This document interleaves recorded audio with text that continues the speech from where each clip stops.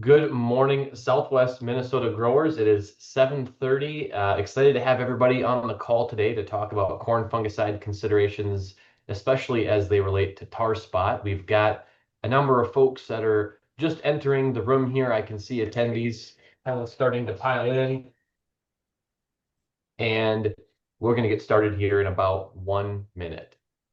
Josh, let's do a quick mic check to make sure I can hear you. If I can hear you, I'm assuming others can too. Yeah, I got you loud and clear. Awesome. Wonderful. And so just a couple housekeeping items before we get started. I just ask, we're all going to turn our mic or our cameras off. And so Josh will be the only person on camera during his presentation. And then and then we'll, as agronomists, we'll fire up during the Q&A. But we've got 7:31 and it looks like we've started to level off on the attendees. And so I'm welcome everybody. Welcome Southwest Minnesota growers.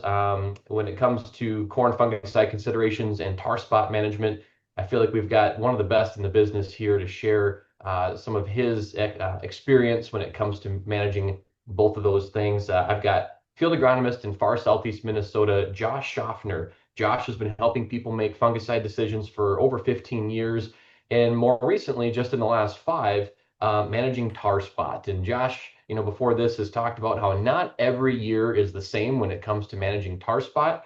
2020 for him would be like 2025 for us. So he's got 5 to 6 growing seasons on us in terms of how to manage it. Not every one of them's been the same. It certainly hasn't blown up every single year for him. And so excited to hear what Josh has to share to help us take some things to the field and make some decisions. So Josh, go ahead and take it away. All right, I appreciate it, Alex. And yeah, thanks to your team for letting me be a part of this morning and being able to spend time with everyone. Um, so I'm going to go take a kind of a multi-tier approach this morning and talk a little bit about, corn fungicide in general. And obviously we're right in that window where applications are just starting to take place, or you're maybe trying to make that final decision on how you want to go about that. So I'll discuss that, and then I'll do a little deeper dive into tar spot. But kind of in general, there, we continue to see increase east with tar spot. Being around here, we continue to see fungicide applications rise because it is a really good tool to help manage that disease. But as Alex said too, I mean, every year is different, and we don't want to just say we're going to spray every year no matter what. There's still some decisions and step-by-step things we want to take, and I'll review that. And as that tar spot footprint continues to expand, I know it's getting out in the western part of the state. Most of you all likely seen it at your fields or had some ID locally where it's been seen. But and I'll take a pretty good deep dive into kind of what that progression looks like. Then also just some real world situations of how to manage tar spot, and if it gets progressing, kind of what you can expect there. And then obviously, talking about scouting and in-season management, which, right now we're kind of in that window, and we'll kind of take it step by step, and hopefully you can all leave here with some new insights. Oh, second here, Alex. I guess this slide is a little bit goofy. I'm not sure why, but hopefully the other slides don't look like this. I'm just going to jump ahead to here. Looks like we're okay, Alex, but I got one that's a little bit off here. But so on my screen share this morning, I did a little work on it. But one thing every year, I can't quite see the slide here, unfortunately, but I always say there's a lot of emotion around fungicide every year. And, kind of on the top there in the winter, we commonly kind of tell ourselves, hey, I'm going to prepay it. We're going to spray every acre. And we get into this time of year and maybe the commodity prices aren't where they're at. And they're like, hey, do we really want to spend another $25 to $40 an acre, on this crop? And then there's times that if we don't make that decision, we combine and say, hey, where we sprayed, we got a lot more yield, and I wish I would have sprayed everything. And sometimes that is just the cycle I go through with some producers. But ultimately, my goal today is to try to take some of the emotion out of that decision and just take a step-by-step approach and make sure we got a good game plan to make those decisions successful and as profitable as they possibly can be. So one thing before I jump into some of the steps here of managing tar spots, I was kind of thinking about this last night as I was working on the presentation of just maybe in more recent memory, kind of the drivers of high yield corn. And if I look at the last 5 years, and again, within those years, we've been battling tar spot over here in Southeast Minnesota. If I just look at, hey, what is one observation I have that's a very common theme when I run into really high yielding, cornfields? And I think when I look at those situations, there's always a common factor, and it's late season stay green and late season plant health. And I think in recent memory, there's nothing driving, new yield levels more than, hey, how do I keep that crop as healthy as possible to black layer? How do I have as much stay green? And again, we're getting more yield from that. But if you take that a step further, we're also getting, better harvestability, less in-field loss. We can manage the phantom yield loss by having optimum, moistures when we harvest better. But again, there's a lot of things that go into that. New genetics are playing a big role in that. Just good crop nutrition management, crop protection, including our fungicide applications. There's multiple contributors to that. But I think if you look at it year in, year out, how do I keep that plant as healthy as possible down the stretch is really driving yield. And I remember, 10 years ago when some of the big NCGA people were doing well, you'd see them combining, 23-4% corn and it's grass green. And I'm like, I don't think we'll ever see that in Minnesota this far north. But, as I look at the last few years, that lower left picture there, that's actually a September harvest of a 96-day hybrid. That's 24% corn. It's kind of hard to believe you're combining something that green that's dry. But it's really impressive. In the middle picture there, just a field last year of, this is 105-day 0529 here in this case, where it's still 24.5%, but really dry, but still a lot of plant green. And again, it's seen just kind of some of those benchmarks of seeing 300 bushel corn and new yields. It's just a big factor. So just some things that we think about fungicide playing a role in that. I think if there's anything you can do leaving here, is always look at like, hey, how do I keep my plants healthy and green till the finish? Because that's a big driver of yield. So kind of getting into, kind of that annual basis of a fungicide checklist. I'm going to kind of go through this in 3 steps. Number 1 being GDUs and scouting. Number 2, hybrid evaluation and timing. And step 3, obviously we're always going to be wanting chasing yield or yield protection, but there's also an agronomic component to these decisions that I'll get into in a little bit more depth as well. So starting off with step 1, I'm a big believer of every time we have a fungicide conversation, I want to have a GDU discussion first. And in a perfect world, I'd like to be on target for GDUs this time of year, or maybe even a little bit ahead. And that even encourages me more to utilize fungicide. When it comes to GDUs, if I maybe have a watch out, it's on a season, which we haven't had in recent memory, where maybe we're tracking into mid-July, the 1st of August, and we're well behind average, which it's been a while, but if I think back to a year like 2009, where at least where I'm at in Southeast Minnesota, when we hit October 1st, we barely got to 2,100 GDUs, which that's kind of hard to phantom in today's world, but it can happen. But it is a situation where if say you're 200-300 behind and maybe we're not entering our fungicide window into early August, just how far then do we want to push this crop in advanced maturity? Doesn't happen often, but it's always a watch out. But again, if we got good GDUs, this is a great opportunity. Hey, let's get a fungicide out there. Let's keep that plant healthy, increase our late stay green, and get as much yield and starch pack and kernel depth as we possibly can. So always a good thing to review that. Again, we've had a unique year. We fired off pretty good.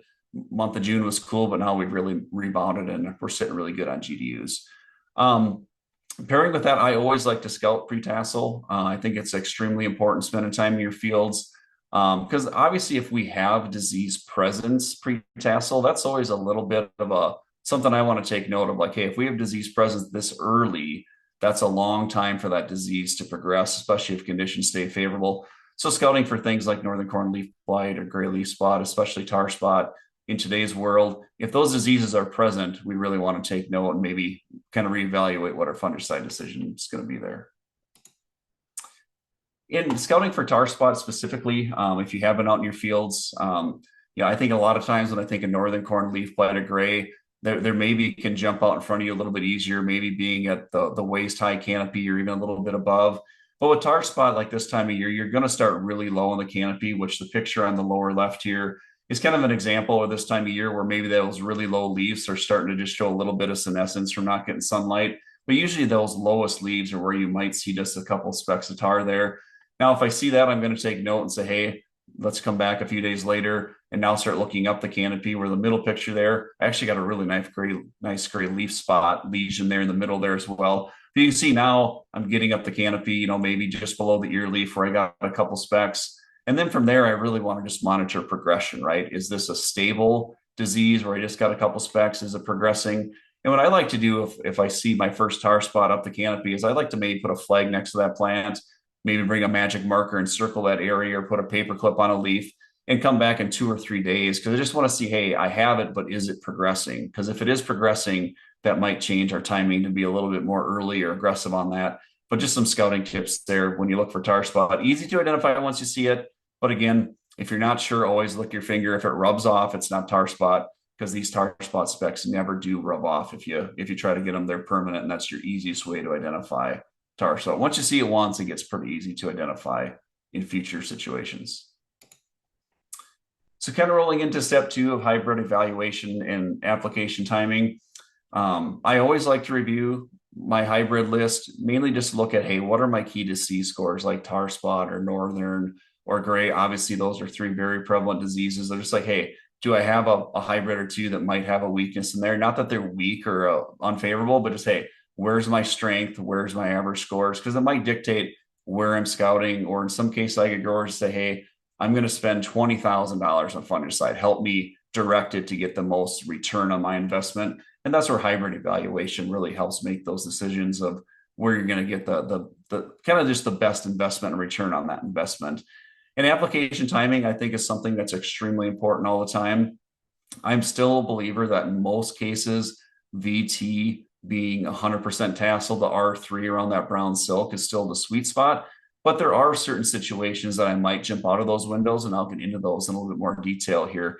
And one of those is if I have disease present and progressing, even if it's pre-tassel, that might trigger me to try to get ahead of that progression a little bit. But the other part of that application timing, as you're making that decision, always make sure you're selecting the right fungicide for the situation, that growing season, your disease spectrum. Over here in Southeast, especially since tar spot came on, we tend to stay in the very newer products, multi-modes of action, 2 or maybe even 3 in some cases, but really studying those efficacy charts. But I think that fungicide selection is really important with some of the newer diseases like tar spot. You want to have the strongest foot out there year in, year out to make sure you got that protection full season. So taking, kind of talking about that fungicide timing just one step further here, I think this is just a really good chart that Pioneer put together here through some of our resources of looking at that timing. And I kind of got highlighted here an application at VT here. So I got across the top, I got all our corn stages. We go through the months there of June, July.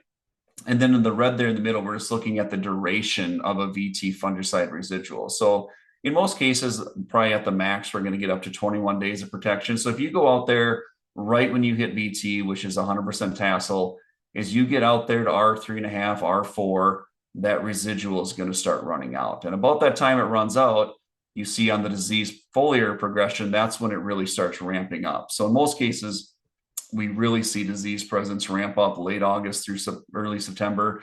And that's also when you're going to run out. So in some cases, I'm a big believer of, if I'm just going to pick a time, I'm going to shoot for R2, R2.5 if I have a healthy plant and no disease present, because then I'm getting that red out close to R5. And once we get to R5, if you have a healthy plant and disease pressure is low, you're going to make it across the home stretch in most cases. So again, if you are healthy, not seeing disease progressing, sometimes maybe waiting just 5, 7, 8 days longer, being R2 closer to R3, you can really get that protection that you're looking for into late August and the first part of September. So obviously step 3, I talked about yield and agronomics. I think there's 2 things here. Obviously, anytime we are making investment, we're hoping to get a yield benefit. And in most cases with fungicide, we're not making yield, we're just protecting the yield that's out there. So when I do look at yield, I do like to look at a crop and say, hey, if I think I have really big yield potential, that's usually going to be a favorable time for fungicide because there's just a lot more there to protect. And anytime you have a high yield environment, you're going to have increased stress to the plant. The harder those plants are pushing for yield, sometimes late, you can have down the stretch more challenges than something that isn't putting on a big crop. As I look at the last 10 years, we're seeing more and more acres. And again, where I'm at here in Southeast, it's becoming a very common practice in high performing corn acres. And really where we have high yields, we want to protect that at all costs. And fungicide has been a big component of making sure we capitalize on those large yield potentials year in, year out. But outside of yield, there are situations where agronomics is critical too. The first 2 pictures, 1 and 2 here, are actually kind of some pictures I took, pre-tar spot. These actually go back to like 2014, where we're looking at some tassel applications of fungicide. But again, anytime you make a fungicide, we want a yield benefit, but there's a huge agronomic and harvestability benefit as well. Where again, we did have a yield benefit here, but if you're looking at, hey, if I'm going to be running combine, I think everyone would say I want to be combine in the middle picture versus the left, because here, we got plants falling down. There's some stalks that have, are leaning. There's ears on the ground because the corn's down. Just harvest efficiency, minimizing, field loss. And again, you're just going to be more efficient, use less fuel, get through those acres quicker if you just got good standing corn. And on the far right there, that's just an example of, where tar spots set in late there in 2022, where you see the agronomic fall apart of that. We got a huge yield hit, but agronomically, we have corn falling down, very poor quality test weight. Other things that just went wrong because the tar spots set in, and now we got a yield and a massive agronomic issue at the same time.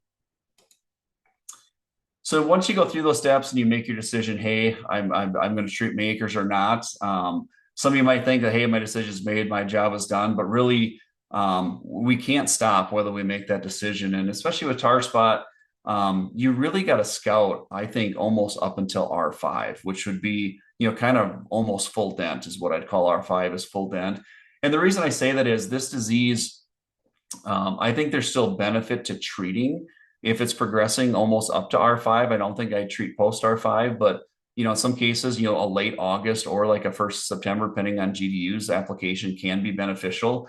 And when I look at situations where I may look at that or why I want to keep scouting, I have 2 pictures here on this slide. One, you see a pretty heavy infection of tar spot happening on the lower canopy. These pictures are from the same field, basically the same plant.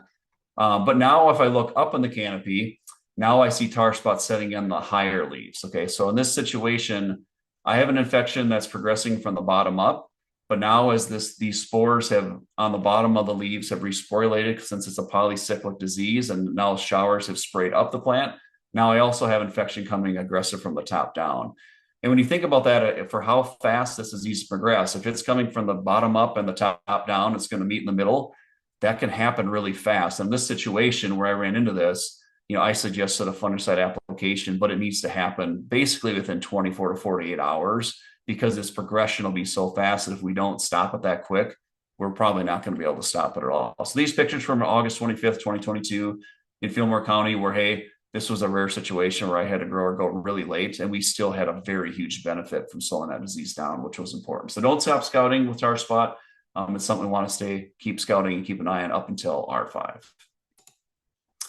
And I mentioned that tar spot can really progress rapidly. And I think in some cases, unless you've seen its progression firsthand, it's almost hard to describe or understand. But back in 2022, I did just put up some random time-lapse cameras in some fields in July, not really knowing what I was going to catch. I really wasn't targeting this for tar spot.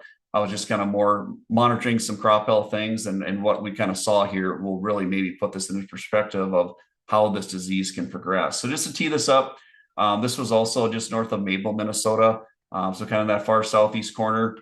If you look at the left picture there, this is September 1st, 2022 at 9 a.m. And that's what kind of just the general canopy looked like. As you can see, we have a few tar specks on those leaves. Being at September 1st, this wasn't probably a tar spot level infection that had me majorly stressed out, but also, we still had a little ways to go to black layer here, and it was still concerning, where I was kind of curious to see how this would turn out. If you fast forward just 4 days there on the right, so now we just jumped out to September 4th, you can see, hey, there's pretty good progression here to a point where there's maybe some concern, but again, wasn't quite sure what the outcome would be. But now as we just jump ahead a couple days to September 7th, now you can see that the progression really took off in the lower left. But this sequence of September 7th to September 8th, so on the left, that's September 7th. The picture on the right is just 24 hours later, September 8th. So if you do look at how fast that disease was progressing in that situation, it just really kind of hard to get that left-right picture out of my mind of how fast it was progressing. And again, if you follow this through, after September 8th, by the 14th, it was completely, basically lost all stay green top to bottom. And that's how quick it happened. And on tar spot years like 2022 or last year, where I live here in Southeast North, it was really bad. There's situations where you drive by a field on Friday and everything looks great. And by the time you drive by it Monday, it looks like it froze off. That's how fast tar spot can take it over. So again, that late scouting, that's why scouting up until full dent or R5 is really important, because there is still time, to make a decision and maybe make an application that can benefit you. So one thing with, I think always with fungicide, coverage is important, but I think with tar spot, um, coverage becomes extremely important if when you're making an application. If I kind of look at just application methods, I feel like ground applied fungicide application is on the rise as we've got more clearance equipment out there. Growers having their own equipment to do that, and we've had good success with that. I also see drone applications rising rapidly. I think probably one of the fastest growing segments out there. And obviously, we still have our helicopter and airplane. And I think the one thing I'm going to say here is we need all of these, right? There's not enough ground rigs to cover the acres. There's not enough drones to cover it all. We need to utilize all of these to get across the acres, and they all have a huge benefit. But when I think about coverage, one thing I've ran into, especially with tar spot, is it is important if you're hiring your applications done aerial or with a drone or airplane or helicopter, you're just having conversations with your supplier like, hey, what else are we putting in the tank with that application? Is there any chance it can affect the spray pattern? Do we need to have, maybe an adjusted, width pattern depending on what we're adding? And the one thing I want to just point out too, with a fungicide application, on any fungicide label, we don't need anything else but fungicide there. Okay. So it doesn't require a surfactant. I'm not discouraging it, but it's not necessarily needed. We don't need drift reduction agents. But sometimes when you add all that, you can affect the pattern.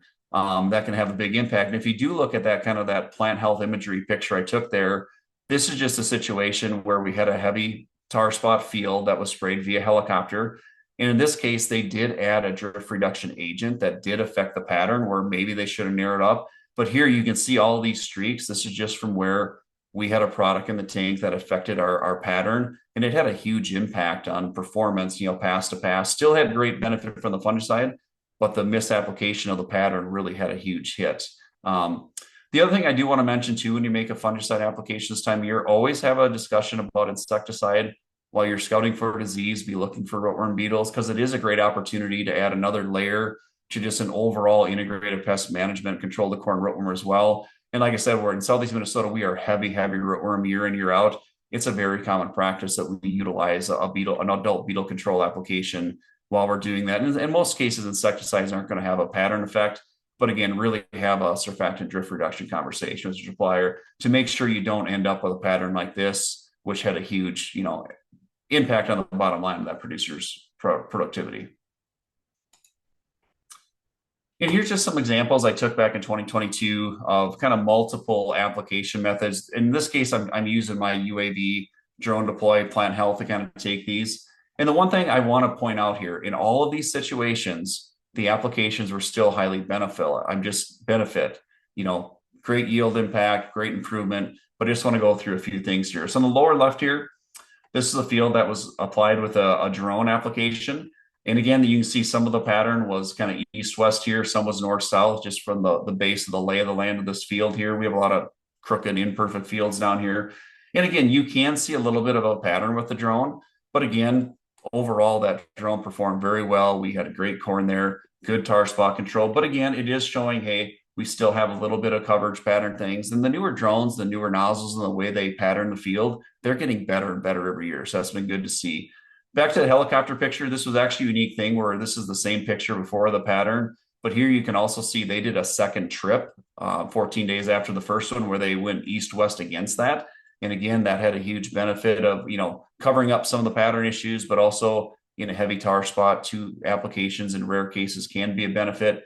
But again, still saw some benefits, but again, that pattern thing is there. When you do see a ground rig application, a lot of those patterns do go away, right? You might see patterns of tillage or some residue management, but you maybe don't see the plant health patterns, partially because we got good coverage, and having 20 gallons an acre of a carrier, you just get more coverage and consistent uniform coverage. So again, all of them help, but are there benefits to a ground rig and carrier volumes? There certainly are. And even with aerial, if they're willing to spray 2 gallons versus 1 or 3 versus 2, I would make that investment with tar spot and get coverage at all costs. It's extremely important. So one thing, just some other pictures from that same year of just looking at, hey, how effective are fungicides on tar spot? And the short answer is they are very effective. And just a couple of pictures here of some plant health imagery. The one on the left here, I got a couple arrows pointing out, but you see a couple of green streaks here, and these are actually steep terraces in this field. And this was applied via helicopter. So you can see as he was flying, he had to jump, kind of climb up over those terraces where the fungicide missed and there wasn't good coverage. And it has a big impact, right? So I don't have any great side by side trials of this where we set them up, but here where we have no one misses from where they have to jump up over that, you can see where we missed. We had huge impact from tar. Where we had coverage out here, we had a really good performance. The other thing I want to point out here is, when you are thinking about tar spot, maybe as you start thinking about seed decisions for next year, obviously we score our hybrids. That's really good information. But starting with an average score or above average score, it does help it, right? Where in this situation, I had 3 different hybrids blocked off in the field here. On the left here, I had an average tar spot hybrid with fungicide. And again, this field overall performed well. We had a few challenges from the terraces where we couldn't get coverage. But again, in this situation, in the middle field where we had good coverage, we had relatively really good corn and performance. Now you go to the middle here where I had an above average tar spot score with fungicide. Yeah, we definitely see an improvement there. And again, the disease gets a little bit easier to manage with fungicide where we layer those two things together. Now on the right, where we have a very susceptible tar spot hybrid with fungicide, in that situation, we struggled where in this case, the fungicide, even by itself, wasn't able to overcome the tar spot pressure we had there. Where in this case, yeah, maybe a second application could have been beneficial. But again, when you're average and you have an average tar spot score or above, managing it with one pass of fungicide is going to be achievable probably 95 to 98% of the time. Where if you are highly susceptible, in some cases, you want to be scouting after that first application. In some cases, a second application can be beneficial. So back to that 2-pass thing. I get this question a lot. Should I plan on 2 passes? And my answer to that is I never want to plan on 2 passes. We can avoid it. I will say in certain situations it can be beneficial. And again, it's going to come back to, susceptible hybrids, heavy pressure will be the thing. And again, also try to use your timing, your coverage things, make sure you got all that taken care of to also avoid that. But again, back to that situation where we did 2 passes. Yeah. In a susceptible hybrid, or we came back a second time, we did see a 25 bushel jump. And again, I didn't have an uncontrolled check, but that's on top of the first trip, which probably also had a 20 to 30 bushel bump as well, even despite the application pattern. So again, just goes back to even when you make that application, we can't stop scouting until R5. And the other thing I just want to point out here, we have tremendous resources at Pioneer. Your local Pioneer sales rep, your local agronomy Pioneer team, we have so much information on this of like, hey, ground truthing our scores and trials. Like, hey, are the scores correlating to performance? What is fungicide doing, to certain scores? There's just some images of some things I did in 22. We have more and more and more of that since then. But again, our agronomy summary books that we publish every fall are great resources. Talk to your rep, talk to your local field agronomist. We just have a treasure trove of information to help you get through this. And at the end of the day, I don't want tar spot to be something that fears you. We're becoming more effective of managing this year in, year out. But again, utilize your hybrid selections, utilize your fungicides, get the right timing, use the right products, use the right surfactants, make sure you're not affecting pattern. If you can do all those things and follow those steps, you'll be successful in managing tar spot year in, year out.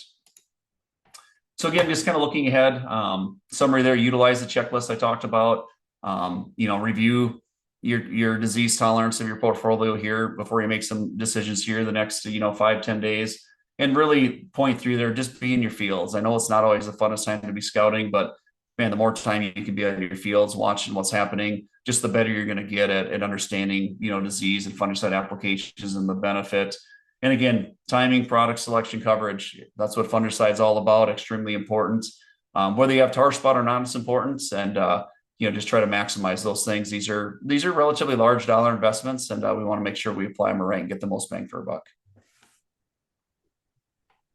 Well, thank you, Josh. There's we've got 15 minutes here allocated for Q&A. And so if you've got a question that you still have for Josh or any of the agronomy team as we pull our cameras up, go ahead and type those into the Q&A, and I'll monitor that and manage that. But just in summary, well, first of all, thank you, Josh, for those insights. I think one of my take homes, back to the farm would be, we're going to want to be scouting.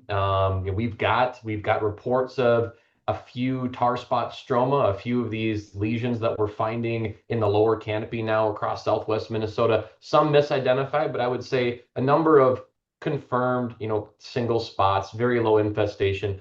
My message back to growers, and I think yours as well, would be that's no cause for alarm, but it's cause to get out in the field and start scouting and continue to monitor things because and monitor those through R5. If we're not if we're not a traditional fungicide applicator, we're probably going to want to continue to monitor through R5. If we do traditionally put a fungicide on, maybe we want to delay that to that R2, 2.5, and plan on just a little bit later so we can grab some extra coverage for end of August, et cetera. And we might just get away with a single fungicide application a lot of the time. Josh, I think one of the things you talked about was we've probably got to get we've got to, now that it's here, we've got to accept a certain level of background tar spot every single year. We're going to see it at harvest. It's going to be around, and we can't expect to see none for probably the foreseeable future. Is that correct? Yeah, since we've had it, the first time I saw tar spot was 2020. And again, it was just a single field, a speck or two in September, no big deal. But since then, um, I would say probably 95% of the fields at harvest every year since then, we have tar spot present in every single field every year at harvest. Again, not that it's all yield limiting, not that it's all bad, but its presence is going to be there. And even on a year that is dry like 2023, which we didn't see a lot through July and August, the first rain we got in September, it wasn't 5, 6 days. It kind of just popped up in every field. And it was probably the effects there was coming, but it's always going to show up, near black layer almost every year in every field. Wonderful. So I'm getting a few questions here about can you discuss the best fungicide products? Number one, which fungicide mode of action do you feel is the most important for tar spot control, especially as we consider other corn diseases as well? Yeah, can you what products would you recommend? So there's three questions there. We'll throw at you.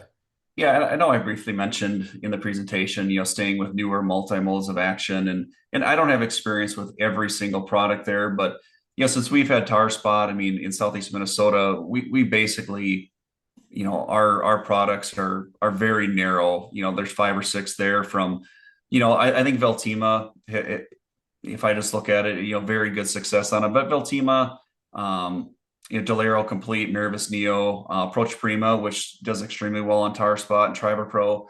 I mean, in Southeast Minnesota, that probably encompasses 98% of our products being used. And since tar spot, we just stay in those very newer products, multi-mode of action, where we have a lot of data and information to trust those products. But like I said, outside of that spectrum, I probably don't have a lot of comments. I do utilize like the Crop Protection Network's efficacy guide. I would take a look at that of any product you choose and kind of review that. But I don't have experience with all of them. But like I said, those products I mentioned, over in Southeast Minnesota encompass almost every acre we cover is those. And we just don't veer from that because we just need the most comprehensive multi-mode of action newest products on the market to control the disease we deal with year in, year out over here in Southeast. No, that's wonderful. Is there would you say is there from a generic standpoint, some single mode of action generics? We were talking yesterday in our preparation. There's some applications out there that Matt Benda, maybe you've been seeing some out there where maybe we're not putting a product out there that has got efficacy on even some of the diseases we see every year, like northern corn leaf blight. And maybe you want to talk a little about that. Yeah, I think the big thing is a lot of producers are ramped up and really motivated because they see the yield potential that's out there in this crop, and it's pretty exciting.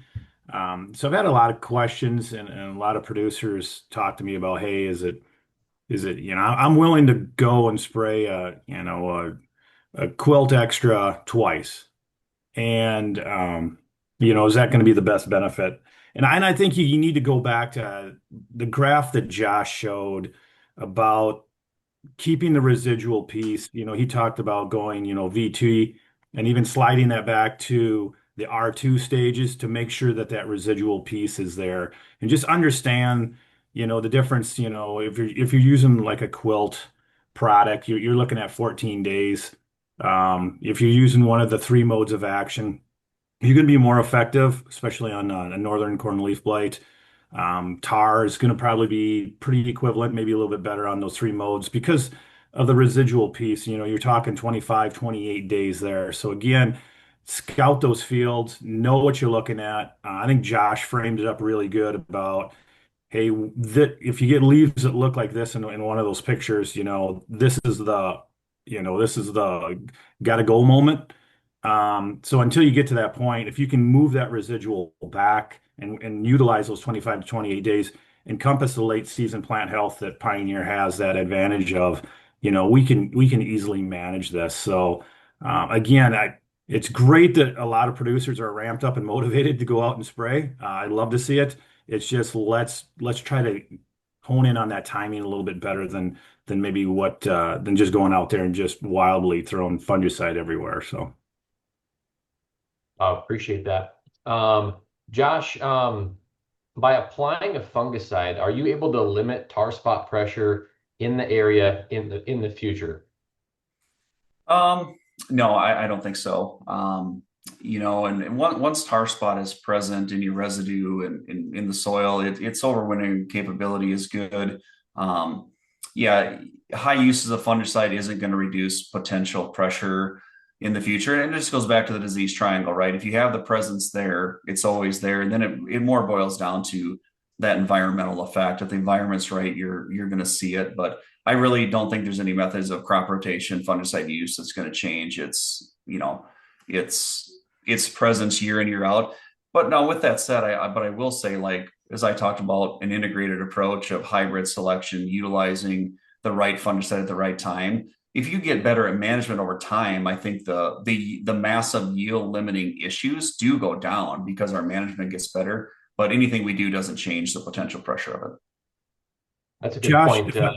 yeah, Go ahead, Matt. the one question that I'll constantly get, and the differences between your environment, Josh, versus like where we'll cover all the way out to the South Dakota border is late season moisture, right? Mhm. And part of this tar spot, that disease triangle is, 7 to 10 hours of continued wetness on that leaf, where you typically get to see more late season moisture, and particularly August. Can you talk about framing it up? I mean, right now, as it's raining again here where we're at Mhm. this morning, we're seeing good moisture, which is also motivating a lot of producers to keep an eye on this. But can you elaborate a little bit more on late season moisture? What happens if all of a sudden we go to 2 weeks of Mhm. dryness in August? Does it really slow it down, or once you have that infestation, hey, we're on track and this is going to happen one way or another? Yeah, tar spot's unique, and I know we do have like a moisture component. If you just read about tar spot, what are its ideal conditions? Leaf wetness, temperature range, moisture. I mean, I think there's a general guideline to that, but sometimes tar spot can be unpredictable. And if I just use last year for an example, okay, we had pretty good moisture all year long. Had early moisture, midsummer moisture, late moisture, and I thought it was all teed up for Southeast to have a challenge. And our weather didn't vary that much than from where I live north, but from where I live north, it was like ground zero nuclear white, tar spot, southeast, we saw it late, but I'm just like, how can it be different? Our rainfall totals are the same, our temperatures don't vary.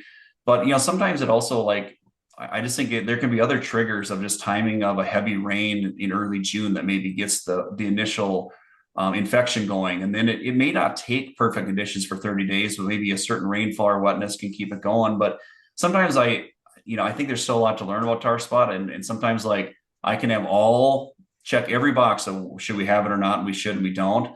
And then I can miss two of them, and all of a sudden it's really, really bad. So I think there's still some things where we're still learning on that, on the exact trigger. But yeah, don't get me wrong. I do think the environment in the Southeast is probably a little more annually conducive to it, just for our rainfall patterns, but also our crop is much taller year in, year out. We probably don't get quite as many breezy days as you get out there from the hills. There's still a few things that maybe favor it here, but that doesn't mean that it won't happen out there either. I think it's just a matter of the right growing season. You're going to have a year that we've dealt with in the past too. That's no, good comment there. We've got, I'd say 5, 10 minutes. We'll keep answering as long as there's people on and questions coming in. But Josh, how often do you scout a field knowing that this thing is acting fast? Is once a week sufficient to start? Yeah, I think in most cases it can be. If you do like this time of year, if I have a field where I see, and again, you got to look at scalability. I can't look at every field, but that's why I really encourage producers to get engaged in their fields. But if I have a field like, say, I saw it, yesterday, I'm going to probably wait a full week. Okay. Now, as I get into August and we know we're in progression, if I look at it like, hey, I think I progressed, say it's August 15th, and I think it progressed from the 10th to the 15th, I'm probably going to come back 2 days later because if it keeps progressing, I need to make a decision very quick. Where, as I've talked to some producers at farm shows that have maybe dealt with in other parts of the country, like I remember I had a husband and wife at a farm show that came up to me, we were talking TARS, but he's like, we left for vacation on August 24th one year on a Friday, and I came back Monday and it looked like my crop died. He's like, I left feeling like I had the best corn crop I ever had. And I came back 3 days later and it looked like my corn froze off.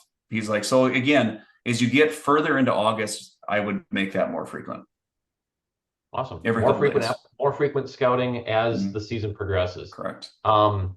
Getting a couple in here about time of day, morning, night, high dew. Another one here, temperature range that you should or shouldn't apply. Do you have some guidelines there?